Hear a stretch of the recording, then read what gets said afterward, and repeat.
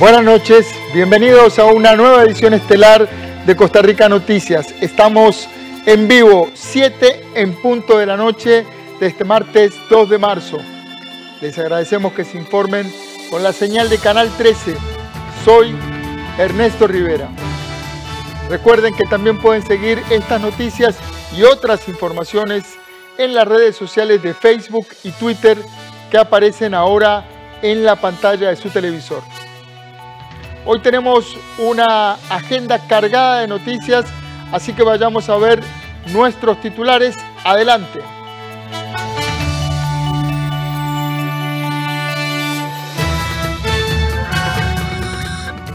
Las universidades públicas quedaron fuera de la regla fiscal gracias a una moción aprobada por el Frente Amplio, el PLN y el PAC. Este martes llegarán al país casi 110.000 dosis de la vacuna de Pfizer contra la COVID-19. También llegarán por barco 14 congeladores de ultrabaja temperatura necesarios para almacenar las inmunizaciones. Pese a los esfuerzos de preservación en el área de conservación Guanacaste, elementos externos como incendios forestales o atropello de especies atentan a diario con la vida silvestre. Según datos de la UNA, al año mueren atropellados por vehículos entre 5.000 y 10.000 individuos de anfibios y entre 100 y 200 mamíferos. La falta de presupuesto impidió que la Academia Nacional de Policía reemplazara el sistema de vigilancia mediante cámaras que se dañó hace 2 años. El mismo tiene un costo de $2.300.000.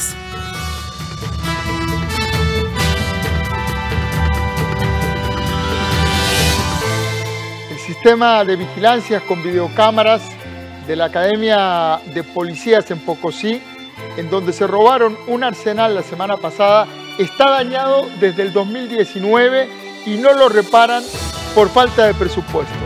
De esa academia se robaron el fin de semana 25 armas de fuego, 4 radios y 6 chalecos antibalas que fueron recuperados horas después.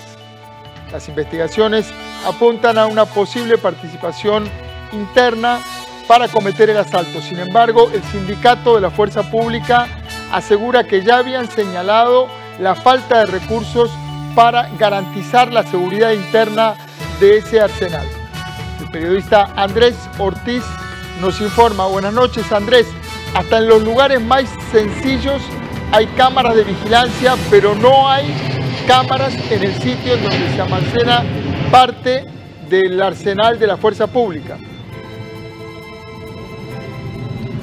Así es, don Ernesto, buenas noches para usted y para los televidentes. Algo elemental, como usted lo dice, en muchos sitios se utilizan las videocámaras de vigilancia y en este caso en la Academia Nacional de Policía ubicada en Pocosí también existía este sistema de seguridad. El director de la Escuela Nacional de Policía, don Eric Lacayo, nos confirmó que sí existía, sin embargo en el año 2019 dejó de funcionar y debido a la falta de presupuesto es que no han podido ni repararlo ni reemplazarlo, que lo ideal sería reemplazarlo según nos decía el director. Esto asegura él que no es un factor importante, un elemento importante de vigilancia, sin embargo esto no hubiera hecho que no se cometiera el asalto, pero sí por lo menos identificar el momento en el que se da. Veamos la siguiente información. El asalto a la escuela de policía en Pocosí continúa generando dudas y cuestionamientos sobre las medidas de seguridad y vigilancia que debía tener este centro de formación policial. Uno de esos cuestionamientos es el por qué no tenían el sistema de vigilancia con videocámaras, teniendo en cuenta que en cada uno de estos centros hay armas de fuego y equipo policial necesario. Eric Lacayo, director de la Escuela Nacional de Policía, señaló que en las instalaciones contaban con equipo de videocámaras, pero en el año 2019 se dañaron.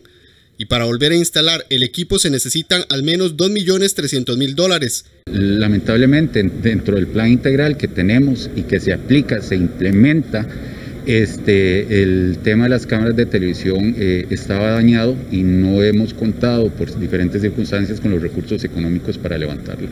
La armería del centro cuenta con gabinetes especializados para resguardar las armas. De ahí se robaron 9 pistolas y 8 carabinas. Además, le sustrajeron a los policías que se encontraban 6 pistolas, 2 carabinas, 4 equipos de comunicación interna y 6 chalecos antibalas. El sindicato de la Fuerza Pública de la ANEP aseguró que ya habían denunciado de las carencias de recursos.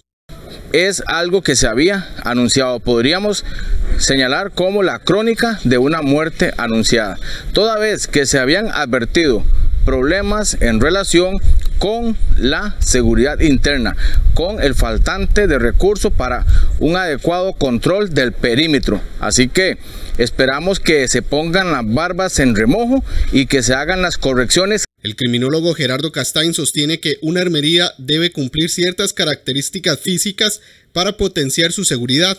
Sin embargo, el director de la Escuela de Policía señaló que en el asalto no se violentó el ingreso a la armería. Dentro de estas medidas está que el piso, el contrapiso y las paredes deben de ser de concreto, primero. No debe haber, digamos, fronteras solas. Todas las paredes tienen que estar colindando con otras edificaciones. La puerta principal tiene que ser de hierro, tiene que ser una puerta de hierro con los pines de las cuestiones estas, no las saldadas, de las bisagras, soldados. Establece que por la cantidad de armas lo que se puede tener es una caja fuerte o un gabinete. Nosotros adquirimos unos gabinetes a través de un país cooperante por un costo aproximadamente de $5.500 que reúnen todas las condiciones necesarias para garantizar la seguridad física ante potenciales intrusiones violentas. Lamentablemente en esta circunstancia hasta el día de hoy lo que tenemos es que no hubo una intrusión violenta, sino de repente alguna situación interna que pudo haber facilitado la violación del sistema. El OIJ recuperó entre el domingo y lunes las armas y los equipos sustraídos. Bien, tal y como lo decía el director de la Escuela Nacional de Policía, Eric Lacayo, la investigación en este momento continúa por parte del Ministerio Público y del organismo de investigación judicial. Todo apunta a que hay participación interna, lo que podría haber generado precisamente el ingreso de estos delincuentes y lo que señala el director, que no se violentó, es decir, no se forzó esta armería para poder ingresar y sustraer tanto las pistolas como también los equipos. Don Ernesto, esta es la información que tenemos. Estaremos muy al tanto también de la investigación y de lo que resulte el tema de lo que analiza el OIJ y la Fiscalía con respecto a este asalto en la Escuela Nacional de Policía en Pocosí.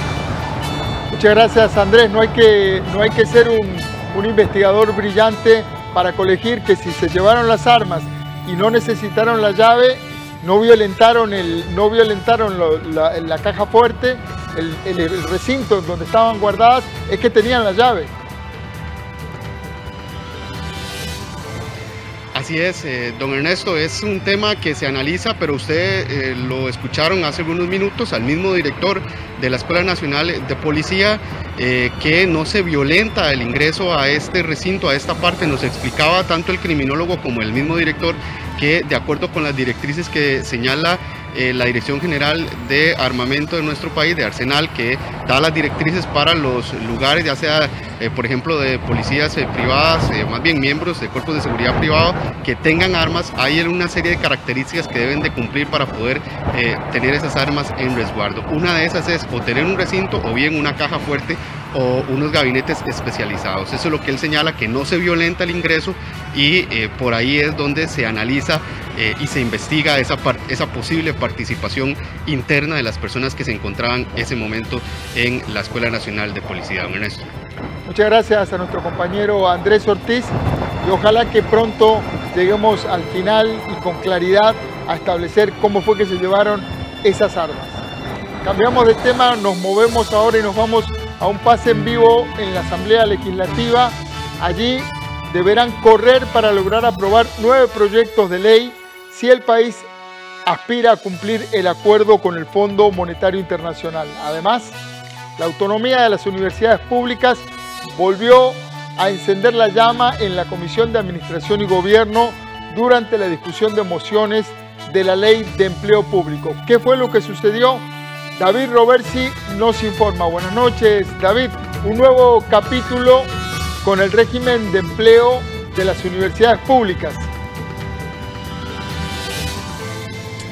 Así es, Ernesto, buenas noches y buenas noches a los que nos siguen a través de Costa Rica Noticias. Bueno, como usted lo dice, hoy pues acá en la Asamblea Legislativa nuevamente el tema de la autonomía universitaria en cuanto a pues todas las que son públicas, Universidad Nacional, Universidad de Costa Rica, el TEC, bueno y demás están encendiendo acá el plenario legislativo y lo que son las distintas decisiones que se toman con este tema de empleo público. Pero antes de entrar con este detalle, vamos a hablar pues de la parte que tiene que ver o que encamina lo que es este proyecto de empleo público, que es el crédito que se busca con el Fondo Monetario Internacional de 1.750 millones de dólares y que ayer pues esta organización aprobó a nuestro país la posibilidad de obtener el crédito y que las autoridades o el equipo económico que ha liderado esta situación acá en nuestro país, como don Elian Villegas, ministro de Hacienda, así como Rodrigo Cubero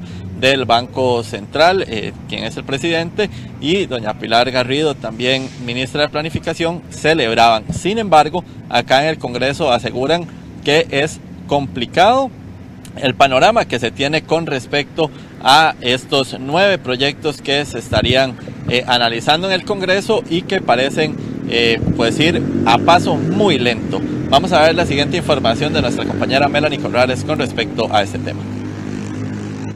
En los próximos días el gobierno enviará a la Asamblea Legislativa el acuerdo con el Fondo Monetario Internacional que incluye el crédito de 1.750 millones de dólares para mitigar el déficit fiscal. Sin embargo, de aprobarse el crédito y para que se realicen los respectivos desembolsos, el país deberá aprobar una serie de proyectos de ley que, según la oposición, avanzan a paso lento en distintas comisiones legislativas. Por ejemplo, el proyecto de ley marco de empleo público, el proyecto de ley renta global dual, ley de aporte solidario y temporal sobre la utilidad de las empresas públicas, reducción del gasto público mediante la eliminación de plazas vacantes y congelamiento de pensiones con cargas al presupuesto, ley de reducción de beneficios fiscales, ley de impuesto especial sobre premios de lotería, ley general de aduanas e impuesto a las casas de lujo. Estos proyectos de ley se ubican en las comisiones de hacendarios, asuntos jurídicos y asuntos económicos. Parece estar más cerca de una aprobación es la ley de empleo público, sin dejar por fuera lo complejo, que es la discusión de ese proyecto de ley, y quizás uno lo vería como más rápido en términos de tiempos que persigue este proyecto de ley. Ciertamente los proyectos no están siendo asignados o no fueron asignados a una sola comisión. A mí me parece que aquí lo que hay que hacer es expresar las voluntades, ¿verdad? Y que los actores seamos transparentes en determinar si vamos en esta ruta o si vamos a dejar que una vez más el país espere a que le llegue el agua ya no al cuello sino a la nariz para tomar decisiones que cada vez entre más se posterguen, más sacrificio van a requerir por parte de la gente. El crédito con el Fondo Monetario Internacional tiene un plazo de desembolso de 3 años, con un plazo de pago de 10 años, de los cuales 4 años son de gracia y 6 años son para amortizar el crédito con pagos semestrales. Bueno, y es que a raíz entonces de este crédito es que surgen pues varios de los proyectos que ha puesto el gobierno de la República acá en la Asamblea Legislativa, y entre estos el de empleo público, que como estábamos indicando al principio de esta intervención, hoy pues volvió a tener bastantes trabas en la Comisión de Gobierno y Administración, y es que se tenía previsto que se resolvieran algunas mociones de las 374 que quedan por ver en la comisión por parte de los diputados que la integran. Sin embargo, hoy ni siquiera se vio una. Se empezaron a ver reiteraciones de algunos otros temas que se fueron quedando pendientes, que no quedaban con claridad, y por supuesto uno de estos fue el de las universidades públicas, donde en horas de la tarde se informaba que pues realmente ya las universidades quedaban fuera según las distintas reiteraciones que se vieron. Sin embargo, pues los mismos diputados que integran la comisión pues parecen tener dudas, parecen no tener claridad de cuál fue la decisión final que tomaron en si se tomó o si se sacaron o no a las universidades públicas de la Ley Marco de Empleo Público. Pero veamos qué es lo que dicen parte de los integrantes de esta comisión y ustedes mismos pues sacarán sus conclusiones. No, definitivamente agradezco tu pregunta. Las universidades, el Poder Judicial, las municipalidades, el Poder Legislativo, las instituciones autónomas están dentro de la Ley de Marco de Empleo Público. Absolutamente. Están en materia de salario global y están en materia de política de convenciones colectivas. Lo que dice el proyecto desde un principio es que se crean 8 familias y cada familia tiene su propio sistema de planificación de administración de su empleo, pero dentro de la política que va a establecer la Ley Marco de Empleo Público. O sea, todas deben de ajustarse a un salario de columna global y todas están reguladas por el tema de las convenciones colectivas como ya hemos establecido. Ninguna se queda por fuera. Mira, en un principio sí parece, ¿verdad? Pero recordemos que hemos sacado de la Rectoría de Empleo Público al Mideplan, luego lo vuelven a meter, luego lo tratamos de sacar, así momentáneamente con el tema de las universidades estatales están quedando por fuera, igual como quedó por fuera el INSS, Recope, los bancos estatales. Básicamente les crean un subsistema dentro del sistema general, porque lo que hace es la moción en el artículo 6, que el artículo 6 crea un sistema general de empleo público y dentro de sus incisos se crea un sistema para las universidades con autogobierno, de manera que básicamente van a quedar dentro de la ley, pero con ese feudo que han tenido de básicamente autorregularse. Bueno, como ustedes lo ven, algunos aseguran que en ese momento las universidades públicas están fuera. Otros diputados, les recordamos, pertenecientes a la misma comisión, aseguran que pues siguen dentro en su totalidad. Y pues como veíamos también a don Pablo Abarca, que él no pertenece a la comisión, pero que ha estado pues de lleno en la misma, asegura que lo que se está dando es una división, por decirlo de alguna manera, ya que ellos podrían estar entonces poniendo el tope a los salarios en las universidades. Sin embargo, se daría la posibilidad o el beneficio de que ellos contraten a el personal especializado si así lo requieren, sin tener que pues necesariamente pasar por el tema de servicio civil o Mideplan. Esto ya con las recomendaciones técnicas que se puedan dar, por ejemplo, para contratar a algún especialista en medicina nuclear o especialista para buscar algún tipo muy especializado en lo que es la materia que se vea en las universidades públicas. Pero también, a raíz de esto, el mismo diputado social cristiano que veíamos anteriormente asegura que el proyecto pues perdió su fuerza, que perdió gran parte de la validez que se tenía o la intención que se tenía con el proyecto de empleo público. Vamos. Puesto que vendrán en fila atrás de esto que ya también había pasado con empresas públicas en competencia, y me parece lamentable que empiece a debilitar el proyecto. Yo realmente creo que ya este proyecto perdió su potencial y que realmente es irrelevante. A ver, eso es un tema que ha manifestado don Pablo, yo no soy de acuerdo con él. Desde un principio hay 8 familias, cada familia tiene su propia planificación, pero cada una de estas familias está en la ley marco y debe establecer su política salarial en función de lo que establece la ley en cuanto a la columna vertebral de salario global que va a definir la rectoría 24 meses después de que sea publicada la ley, de manera tal de que yo no veo por dónde se vayan a salir. Bueno, esta es la información que se vive acá desde el Congreso. Decirles nada más que mañana a partir de las 8:45 esta comisión pues tendrá sesiones extraordinarias tratando de ver algunas de las 374 mociones pendientes todavía con el tema de empleo público. Ernesto, con esto regresamos con usted al set principal que tiene más información. Muchas gracias a nuestro compañero David Roberts. Un tema complejo, lleno de presiones y que va a seguir cambiando hasta que tenga el texto final ese proyecto. Cambiamos de tema. Los incendios forestales o el atropello de especies atentan a diario con la vida silvestre. Según datos de la Universidad Nacional, al año mueren atropellados por vehículos entre 5 y 10.000 individuos de anfibios y entre 100 y 200 mamíferos. Al volver de la pausa, le contamos esta historia. Ya volvemos.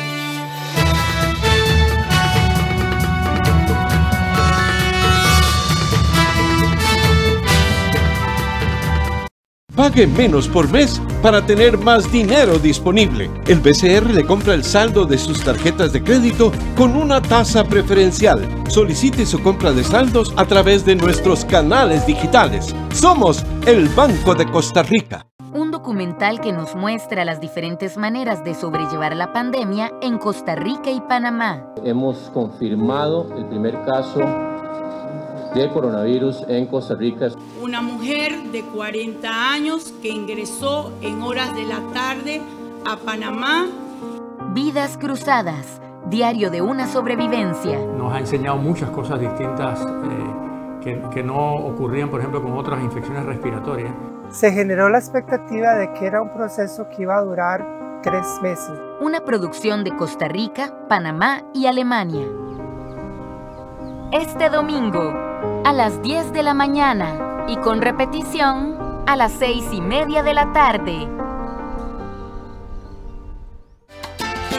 Costa Rica es mi patria querida. Acompáñanos en Café Nacional porque este miércoles tenemos en nuestra sección de asesoría legal el tema sobre las manchas crediticias que algunas personas tienen. Y a las 9 en punto de la mañana lo esperamos en Aprendo en Casa para que continuemos con este proceso educativo. Les dejamos los materiales que vamos a utilizar. Un pueblo en marcha pero sin apuros. Costa Rica, Costa Rica, Costa Rica. Se aleja y los Dinamata se quiebra porque aquí estamos en tierra bendita. Este miércoles 3, en el Día Internacional de la Audición, disfrute de 2 programas que nos muestran una serie de adaptaciones sociales, cuidado y tratamiento del ciudadano sordo en Especial sobre Personas Sordas a las 4 de la tarde y El Sonido de la Vida a las 9:30 de la noche. Una producción de la UNED, aquí en 13, Costa Rica Televisión. Banco Popular presenta El Tipo de Cambio. A las 7 de la noche con 22 minutos vamos a repasar la cotización de la divisa estadounidense. El precio del dólar para hoy en la compra, 610 colones con 9 centavos. El precio del dólar en la venta, 615 colones con 84 céntimos. Banco Popular presentó El Tipo de Cambio. El área de conservación Guanacaste alberga en sus 163.000 hectáreas más de 335.000 especies terrestres. Esta riqueza biológica supera a todas las especies que habitan en el norte de México, Canadá y Estados Unidos, todas estas regiones juntas. Pese a los esfuerzos de conservación, estas especies se ven amenazadas por factores externos como incendios forestales y atropellos en carretera. Esta realidad se la presentamos en la segunda entrega del trabajo realizado por la periodista Eisel Chacón Cordero. Buenas noches, Eisel. Buenas noches, don Ernesto. Usted lo decía antes de ir al corte, más de 5.000, entre 5.000 y 10.000 anfibios mueren atropellados al año al cruzar o intentar cruzar zonas protegidas, así como entre 100 y 200 mamíferos al año. Estas cifras son lamentables debido al trabajo tan importante que realiza desde hace más de 35 años el área de conservación Guanacaste. Precisamente ayer en la primera entrega les mostrábamos los resultados de este esfuerzo y cómo el área de conservación Guanacaste se ha convertido en un modelo a nivel mundial en materia de conservación. Hoy vamos a presentar la otra cara de la moneda, que es básicamente cómo algunos factores externos, como lo son incendios forestales y el atropello de especies, dificultan la labor que realizan día con día y año con año las personas involucradas en el área de conservación Guanacaste. También parte de estos problemas tienen que ver con temas administrativos. Se lo mostramos en esta segunda entrega. En la entrega anterior conocimos el resultado de conservación en el ACG luego de 35 años de trabajo, un modelo único en el mundo y catalogado como sitio de patrimonio natural. Sin embargo, muchos de esos esfuerzos se ven opacados por factores externos como el atropello de especies, los incendios forestales, la falta de personal y algunos problemas administrativos. Según Joel Sáenz, investigador del Instituto Internacional en Conservación y Manejo de Vida Silvestre de la Universidad Nacional, al año mueren atropellados por vehículos entre 5.000 y 10.000 individuos de anfibios, entre 100 y 200 de mamíferos y 27 de aves. Todos ellos al intentar cruzar carreteras en medio de las zonas protegidas. En el caso del área de conservación Guanacaste, la mayor cantidad de muertes ocurren en la carretera Interamericana Norte y por eso están trabajando desde hace 10 años en una investigación sobre pasos de fauna. En esta década han fallecido jaguares, pumas y dantas. Este proyecto justamente nace pensando principalmente de ver qué es lo que está pasando en la carretera actual. Esta carretera se piensa ampliar a 4 carriles en el futuro, entonces desde ahora queremos entender qué es lo que está pasando con una carretera solamente 2 carriles. Uno podría pensar de manera sencilla, de 4 carriles, pues el riesgo, el potencial de pérdida de especies, pues aumentaría, ¿no? El experto asegura que el esfuerzo de esta investigación está enfocado en promover en las empresas constructoras la posibilidad de habilitar alcantarillas que le permitan a los animales trasladarse sin cruzar la carretera. Un dato muy curioso es que hay especies que se inclinan por una forma determinada en las alcantarillas. Por ejemplo, los armadillos y las serpientes sienten mayor confianza de cruzar por estructuras en forma corrugada. Los venados solo les gustan las estructuras de tipo cuadrado, nunca pasan por circulares. Entonces eso ya es un punto que uno puede entender a la hora de sugerir, mira, en este sector mueren muchos venados, entonces podemos recomendar ese tipo de cosas, ¿no? El 99% de los incendios forestales son provocados por los humanos y pese a que en el 2020 se mantuvo por debajo del promedio de afectación de los últimos 10 años, en el ACG reportaron 31 incendios forestales, 27 de ellos dentro de áreas protegidas para un total de 634 hectáreas afectadas. La laguna Juanilama fue la más dañada.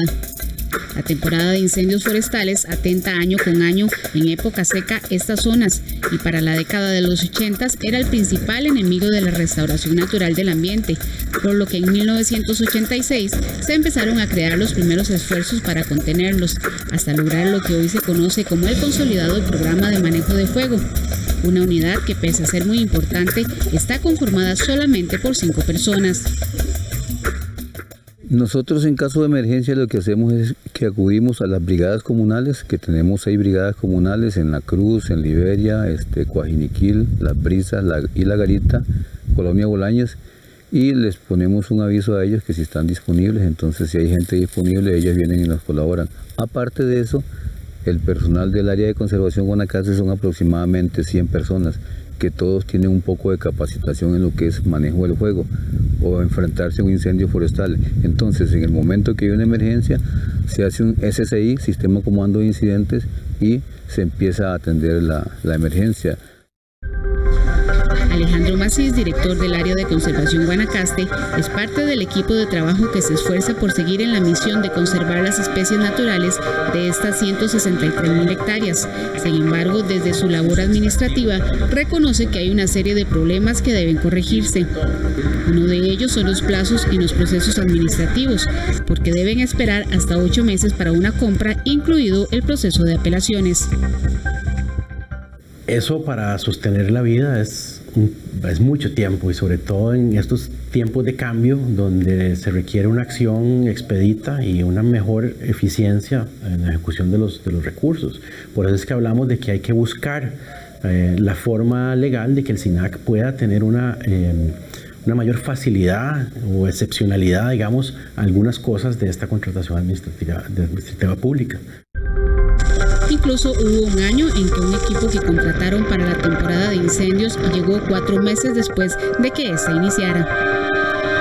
Hubieron 2 apelaciones de 2 oferentes que sintieron que la contratación no se había hecho de la forma correcta Y esos plazos, ¿verdad?, de contratación entonces se extendieron aún más. Entonces cuando nosotros necesitábamos las rondas cortafuego, iniciarlas en enero, en ese año fue un año, digamos que ridículo, porque empezaron en mayo, ya cuando había acabado el verano y vinieron las lluvias. O sea, no tuvimos esa defensa que necesitamos durante la época seca, todo por el sistema de contratación pública. La falta de personal en los parques nacionales, aunque no es un tema nuevo, se aqueja al área de conservación Guanacaste. En esta zona, además de necesitar 160 plazas nuevas, piden un cambio en el sistema de escogencia del servicio civil, pues aseguran que obtendrían mejores resultados contratando personal de la zona y con una formación integral sobre la existencia de las especies naturales propias de Guanacaste. Estamos obligados a escoger gente de otras partes del país, ¿verdad?, que no tienen el arraigo a la región, su familia probablemente la van a mantener allá, entonces, ¿verdad?, hay un desconecte al nivel de arraigo importante. Y lo otro ya también como factores del clima. Nosotros estamos trabajando para el país, para Costa Rica, que nos apoyen, que nos den personal, que nos den alimentación, que nos den equipo, que nos den maquinaria y sobre todo que nos apoyen en las obras preventivas, porque nosotros necesitamos hacer muchas obras preventivas para evitar los incendios, necesitamos mucha proyección en la comunidad.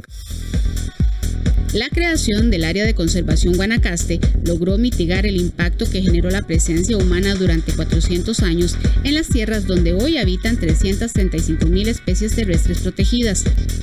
Y dependerá de las políticas públicas y las autoridades que el esfuerzo y avance que se ha logrado en 3 décadas y media persista a lo largo de los próximos años y para las nuevas generaciones.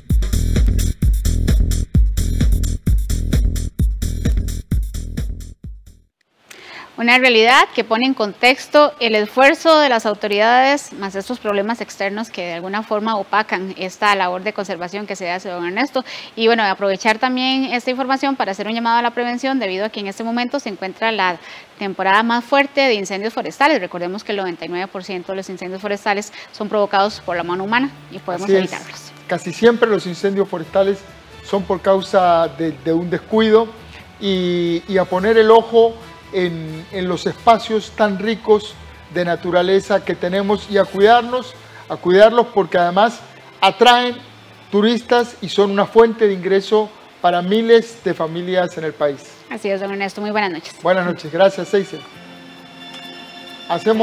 Vamos ahora a una información de última hora que está ocurriendo en el Congreso, donde hay novedades sobre el robo de las armas en la Academia Nacional de Policía. Nuestro compañero Andrés Ortiz nos tiene el detalle. Así es, don Ernesto, buenas noches para usted y para los televidentes. Hace pocos minutos se informó por parte del jefe de prensa de la oficina del Ministerio de Seguridad que en una comparecencia que se encontraba don Michael Soto, ministro de Seguridad, en la Asamblea Legislativa, específicamente en la Comisión de Seguridad y Narcotráfico, él confirmó que se estaban ya deteniendo y que esta tarde se detuvo a 2 oficiales aparentemente vinculados con el hecho del robo de estas armas ocurrido el fin de semana anterior. Esto es una información en desarrollo que lo confirmó el ministro de Seguridad, como les decía, en una comparecencia que tenía hoy en la Asamblea Legislativa y que por supuesto le estaremos dando seguimiento para conocer más detalles sobre cómo el OIJ logra determinar que estos 2 personas podrían haber participado en la sustracción de estas armas y equipo policial de la Academia Nacional de Policía en Pocosí. Don Ernesto, además teníamos también una información para llevarles acá en vivo desde las afueras de la pista del aeropuerto Juan Santamaría, y es que se está dando un fenómeno que están detectando los policías aeroportuarios aquí en esta terminal aérea, donde se está dando un incremento de casos de pruebas de COVID negativas falsas que están detectando, principalmente en personas extranjeras que van a salir de nuestro país y que para el país en el que van a viajar se requiere esta prueba. Lo que se está detectando tanto por el Ministerio Público como también por el OIJ, incluso por la Interpol de nuestro país, la oficina de Interpol en nuestro país, es que se está dando un hecho donde se están detectando estos documentos. La pregunta es cómo los policías están detectando que estos documentos son falsos. Pues bien, lo que explica el fiscal adjunto de Alajuela es que no es precisamente por el papel como tal, sino más bien es por el contenido del mismo. Lo que están haciendo es sincronizando información tanto de Fiscalía, autoridades policiales, incluso con el Ministerio de Salud, para determinar cuando específicamente existe una hoja de estas membretada por algún laboratorio, consultan para ver si realmente se dio esta prueba, si se llevó y si el documento es legal. Pues eso es lo que se ha detectado en la última semana, 24 casos de personas que presentaron documentos falsos de prueba de COVID para poder salir del país. Veamos. En la última semana, la policía del aeropuerto notó un incremento en los casos de personas que pretenden salir del país y que presentan una prueba negativa de COVID-19 falsa.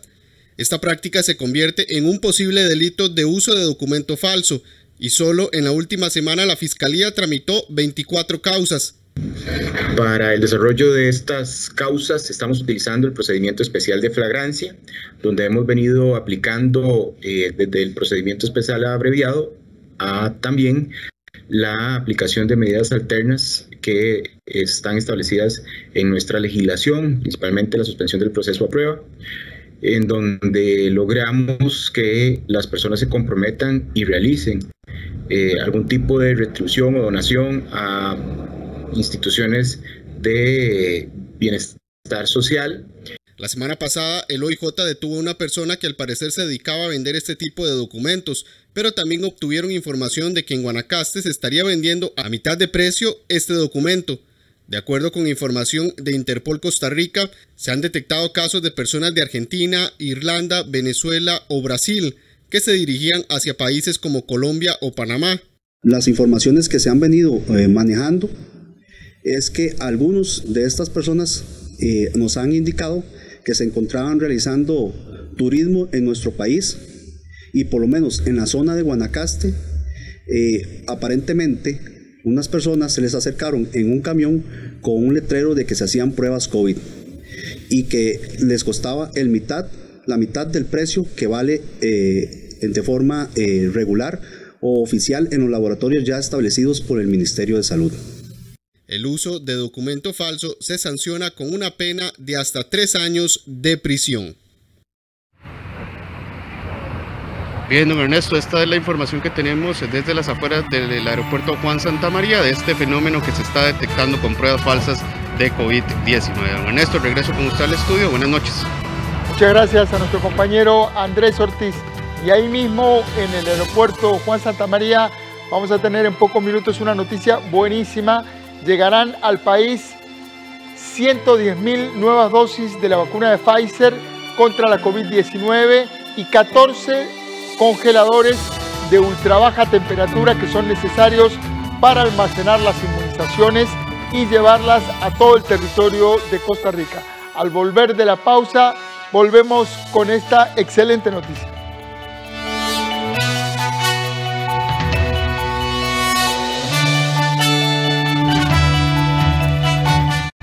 Su FCL, fácil, rápido y seguro. Si en marzo cumple 5 años de relación laboral continua con el mismo patrono, desde ya puede tramitar el retiro de su FCL con Popular Pensiones. Hágalo por cualquiera de estos canales oficiales y sin salir de casa. Si no lo retira, podrá disponer de él cuando realmente lo necesite. Popular Pensiones. Costa Rica es pura vida. Costa Rica es mi patria querida.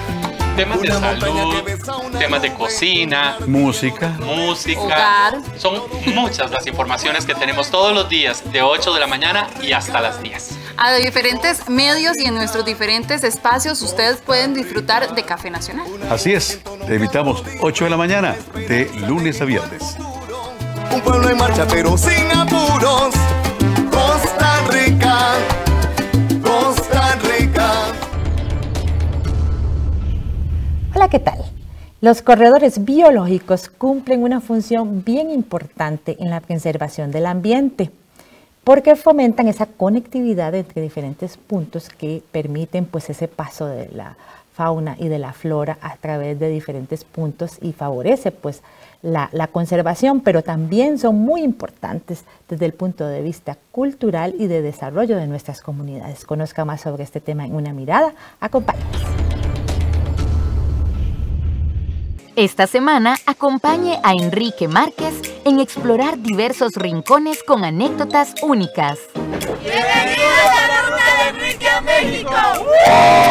En muchas de las excursiones el punto de encuentro es el Palacio de Bellas Artes, y si vienen con tiempo van a poder disfrutar de pasear por este parque. Bueno amigos, no sé si alcanzan a ver, pero en este momento vamos cruzando por la sala de terror y miren todos los personajes de terror que tengo atrás. La Ruta de Enrique, los sábados a las 12 del mediodía, aquí en 13, Costa Rica Televisión.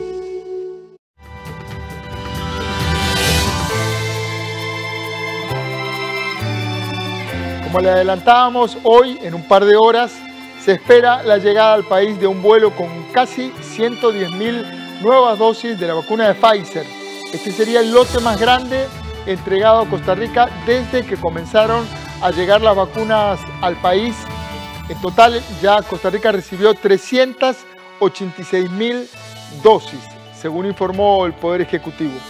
También ingresarán por barco los 14 congeladores de ultra baja temperatura que permitirán almacenar las dosis a una temperatura especial y distribuirlas en las distintas regiones del país. A casi un año del primer caso de COVID-19, el Ministerio de Salud confirmó que el mecanismo multilateral conocido como COVAX en mayo próximo enviará a Costa Rica 218.000 vacunas, de las que desarrolló AstraZeneca.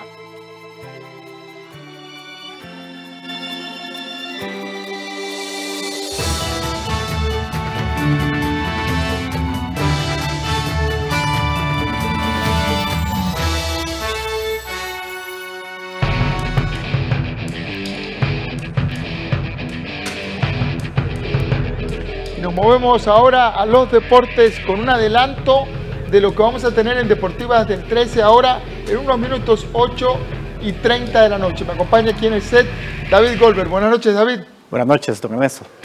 David, un fenómeno completamente atípico.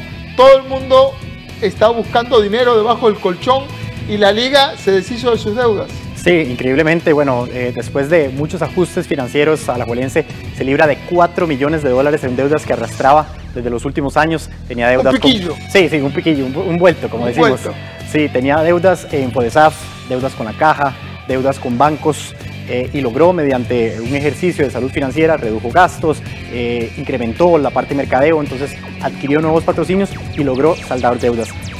Lo que se dijo hoy en la conferencia de prensa fue que ahorrará $97.000 al mes que antes pagaba en deudas e intereses, lo cual significa más o menos 1.2 millones de dólares al año que reinvertirá posiblemente en un nuevo estadio, que es lo que quiere la nueva junta directiva. Lo anunciará con los socios el 8 de abril, lo pondrá en discusión con los socios de Alajuelense. Definitivamente está pulseando el Ministerio de Hacienda. Los dirigentes de la liga tienen un voto asegurado para la próxima elección, porque lo que están logrando es magia. Bueno, ahora en unos minutos ustedes nos van a traer los detalles en Deportivas del 13. ¿Qué más nos van a presentar? Precisamente, bueno, tenemos una entrevista con Agustín Lleida, que es el gerente general de Alajuelense. Nuestro compañero Kenneth Meléndez conversará con Agustín Lleida. Lo tendremos por un espacio de unos 10-15 minutos más o menos, que es lo que Alajuelense nos cedió al gerente general de su equipo, que por supuesto nos explicará todos estos temas y por supuesto la parte deportiva, que como sabemos Alajuelense ha logrado mejorar muchísimo en los últimos 2 años. Realmente un momento excepcional para la liga. Sí, claro, los aficionados liguistas tienen que estar sumamente contentos por lo que están viviendo en este momento. Quizás los de enfrente, los de Saprissa, no estén tan contentos. 8:30 de la noche, Deportiva del 13. Gracias, David Goldberg. Gracias, don Ernesto. Cambiamos de tema. La diputada oficialista Paola Vega parece haberse revelado ante el trabajo de varios miembros del gabinete del presidente de la República, Carlos Alvarado. En las últimas semanas, Vega ha cuestionado el trabajo del equipo que maneja el tema de empleo público, incluyendo a sus mismos compañeros de bancada. Además, la diputada del PAC también criticó al ministro de Comunicación por entorpecer la labor de la prensa nacional. He tenido miles de correos de periodistas quejándose de la labor del ministro de Comunicación, Agustín Castro. Todas siguen una tendencia, todas tienen un mismo patrón, y es que se les está dificultando el ejercicio de prensa a los periodistas y las periodistas costarricenses por los manejos de agenda o de formas de este ministro. Así fue como, una vez más, la diputada del propio partido de gobierno, Paola Vega, señaló su molestia con el actuar del equipo de trabajo del presidente de la República, Carlos Alvarado. Y es que la legisladora tuvo que ofrecer disculpas en nombre del Partido de Acción Ciudadana, esto por el accionar del ministro de Comunicación, quien, según la propia legisladora y basada en las quejas que ella maneja, ha entorpecido el trabajo de la prensa nacional. Hoy por hoy, a mí lo que me tiene muy preocupada son las formas del ministro de Comunicación, Agustín Castro. Le pido vehementemente, como militante de este partido, como diputado oficialista y como integrante por más de 16 años de este partido político, que no siga dificultando el acceso de la prensa a la información que requieren para poder hacer su trabajo. Que entienda de una vez por todas que está siendo ministro de un partido político que cree en la información y la transparencia, y que de lo contrario aquí estaremos acompañando a la gente de prensa en todas las acciones necesarias que tenga que hacer. Y es que recordemos que la semana anterior esta misma diputada cuestionó el manejo que ha hecho la Presidencia de la República, así como sus compañeros de fracción, sobre el proyecto de ley de empleo público. Ahora es ser rebelde y es ser no alineado, estar a favor de lo que dice la Constitución política. Pues si es así, yo me declaro no alineada y me declaro rebelde todas las veces que tenga que hacerlo, porque el compromiso que esta diputada hizo el 1 de mayo del 2018 fue defender la Constitución política. Juramos por la Constitución política. Entonces, si a mí me van a venir a decir desalineada o rebelde por venir aquí a plantear una discusión respetuosa de que se tiene que respetar lo que el constituyente plasmó, lo que dice la Sala Constitucional y demás, pues ni modo, correremos ese riesgo, pero por lo menos yo no pienso apoyar el proyecto hasta que todas estas inconsistencias constitucionales estén debidamente evacuadas. Consultamos al jefe de fracción del Partido de Acción Ciudadana, Enrique Sánchez, sobre las polémicas posiciones de Vega en las últimas semanas con respecto al trabajo del gobierno. Sin embargo, dijo que no se referiría a este tema. A casi un año de iniciada la pandemia, 27,000 personas ya retornaron a sus labores o bien volvieron a trabajar tiempo completo, después de pasar algún periodo con una reducción de jornada laboral. Sin embargo, aún quedan casi 13,000 compañías con personal en reducción de jornadas. Los sectores más afectados son los de turismo y comercio. Nuestra compañera Ana Marta Arce nos tiene el detalle de esta información. Buenas noches, Ana Marta. Muy buenas noches, don Ernesto y amigos televidentes. Así es, en un año de pandemia, el Ministerio de Trabajo ha recibido 29,500 solicitudes, tanto de suspensión temporal de labores, así como también de reducción de jornada laboral. Actualmente quedan 13,000 compañías con estas medidas debido al impacto económico que han tenido durante estos prácticamente 12 meses. Pero veamos la siguiente información que hemos preparado. El caso nuestro de Televisora del Sur, Canal 14, hemos tenido que emplear sí lo que es la reducción media jornada para el personal. Esto con el fin de mantener a las personas, las mismas pues tienen sus familias, pero sí nos hemos visto en esa necesidad de tenerlos en media jornada. la situación pues con las casas comerciales, con las entidades que en estos momentos pues está muy escasa lo que es la pauta comercial. Así como la televisora Sur Canal 14, que tuvo que aplicar reducción de jornada laboral para mantener el personal sin despidos, varias empresas en el país han tenido que tomar la misma decisión o bien solicitar suspensión temporal debido al impacto que ha tenido la economía por la pandemia. En el plazo de casi un año, el Ministerio de Trabajo ha recibido 29.500 solicitudes de suspensión temporal de labores o reducción de jornada. De ellos, 1.458 compañías retornaron ya sus contratos, es decir, 11.000 personas volvieron a laborar y 112 empresas eliminaron la reducción de jornada para volver a trabajar a tiempo completo. 16.000 personas ya cuentan con su horario normal de trabajo. Aún se mantienen 5.085 compañías con suspensión de contrato y 7.649 en reducción de jornada. Al Ministerio de Trabajo le queda pendiente aprobar por primera vez 321 solicitudes de suspensión y 155 de reducción de jornada. La Inspección de Trabajo a partir del 23 de marzo del año anterior a hoy ha tenido cerca de 29.500 gestiones entre suspensiones, reducciones y la ampliación que se ha venido haciendo, ya sea por prórrogas, por levantamientos y especialmente por modificaciones. Ante la situación que aún enfrentan muchas empresas, la diputada María Inés Solís presentó la semana anterior un proyecto de ley para prorrogar la reducción de la jornada laboral, específicamente en el sector turístico, que es uno de los más golpeados. Esto debido a que en este mes se vence la prórroga que se otorgó en enero a todo el sector privado.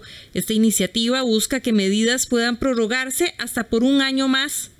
He presentado junto con varios compañeros y compañeras diputadas el proyecto 22.405, el cual autoriza nuevamente la reducción de jornadas laborales. En este caso, únicamente para el sector turístico y para los locales o empresas que se encuentren trabajando bajo aforos limitados. Todo esto a causa de la crisis de la pandemia. El objetivo de este proyecto es que los trabajadores puedan mantener una proporción importante de su ingreso, de su trabajo, y que las empresas no se vean obligados a proceder con despidos innecesarios. La única manera de que el sector del turismo costarricense sobreviva y mantenga los puestos de trabajo es generando las condiciones que nos reduzcan los costos de operación. Al día de hoy se mantienen 13.000 compañías con estas medidas, es decir, o reducción de jornadas o bien suspensión temporal, pero ¿puede un funcionario que se mantiene en suspensión temporal buscar otro trabajo? Nada obstaría para que estos tipos de trabajadores pudieran conseguir un trabajo temporal en alguna otra actividad que tal vez no se encuentre tan afectada como el sector en el que ellos están laborando en este momento. Por supuesto, pues con el entendido de que cuando finalice la fecha particular de esa autorización, ellos tendrían que regresar a sus labores, si así lo tienen a bien, porque siempre, por supuesto, tendrían la posibilidad de presentar sus renuncias si lo consideran oportuno. Según datos de la Caja Costarricense de Seguro Social, dicha institución dejó de percibir en el año 2020 345.885 millones de colones debido a la reducción de jornadas y suspensión temporal de labores. Don Ernesto y amigos televidentes, bueno, ya lo veíamos en información, en la Asamblea Legislativa se trabaja en un proyecto de ley que aún no se ha aprobado y que busca prorrogar por al menos un año más estas dos medidas, tanto la suspensión temporal como también la reducción de jornada, sobre todo en el sector turismo, que ha sido el más golpeado. Sin embargo, hay una realidad bastante grande, y es que muchas de estas empresas tienen problemas económicos. No se sabe si de aquí al momento en que ya la Asamblea diga no más con estas prórrogas, van a poder nuevamente emplear. Delicadísima la situación para cientos de miles de personas que están sin empleo, teniendo que afrontar sus vidas, el estudio de sus hijos, y una coyuntura muy compleja, porque cuando haya que volver, si no pueden volver, hay que ver si tienen los fondos para indemnizar a esas personas. Exactamente. Muchísimas gracias, Ana Marta Arce. Buenas noches. Nos vamos a una pausa y al volver, un hombre de nacionalidad checa nadó, ojo, escuche este dato, nadó 80 metros por debajo del hielo para vencer un récord de un recorrido de 72.2 metros. Al volver le traemos esta sorprendente historia.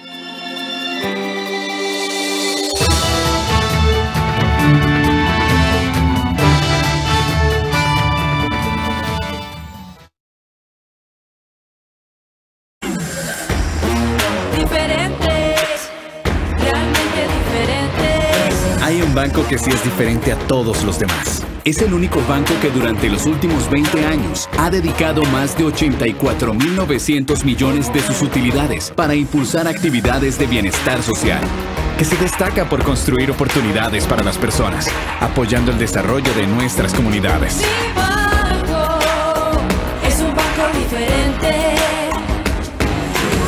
Un banco con productos y servicios accesibles que genera el crecimiento de las MIPYMES, creando oportunidades de trabajo. Un banco solidario que en medio de esta crisis sigue apoyando a miles de personas y familias. Mi banco sí es diferente. Mi banco es solidario. Nosotros sí somos diferentes. Banco Popular y de Desarrollo Comunal. Construimos bienestar.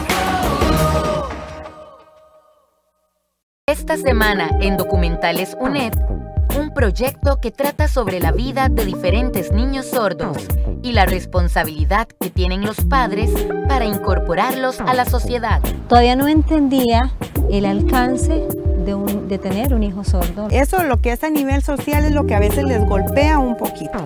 El sonido de la vida, el miércoles a las 9:30 de la noche, con repetición el sábado a las 7 de la mañana y a las 4:30 de la tarde, aquí en 13, Costa Rica Televisión. Directores de toda Latinoamérica ponen de manifiesto las fracturas ya existentes en la sociedad. Tengo que colgarte, me está entrando otra llamada. Ya sé que te duele. ¿Qué fue de tu vida? ¿Por fin alguien te pudo aguantar? Cine en cortos, el jueves a las 9 de la noche, aquí en 13, Costa Rica Televisión.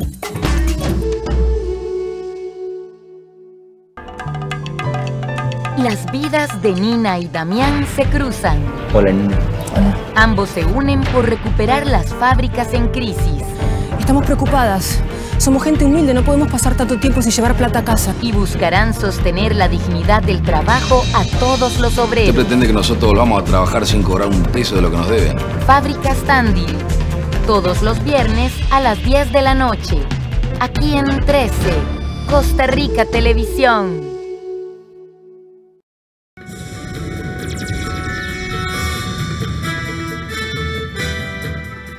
En las noticias del mundo, un checo nadó 80 metros por debajo del hielo el 23 de enero, rompiendo el viejo récord de 72.2 metros de recorrido.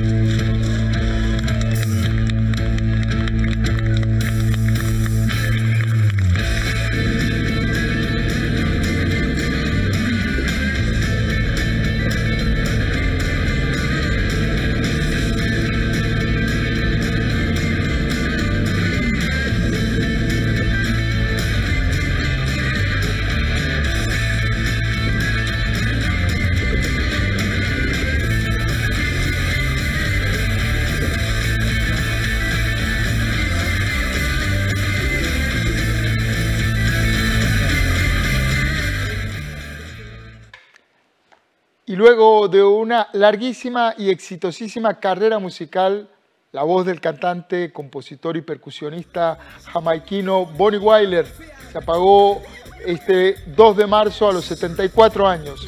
Wyler fue reconocido por una larga carrera y además por su participación en The Wailers junto a Bob Marley y Pete Tosh. Falleció tras sufrir por varios meses de un derrame cerebral. Bonnie Wyler fue catalogado como el astro del reggae, recordado como el último miembro sobreviviente del emblemático grupo The Wailers. Murió en el Andrews Memorial Hospital en Kingston, Jamaica. Despedimos este noticiero con un poco de su música.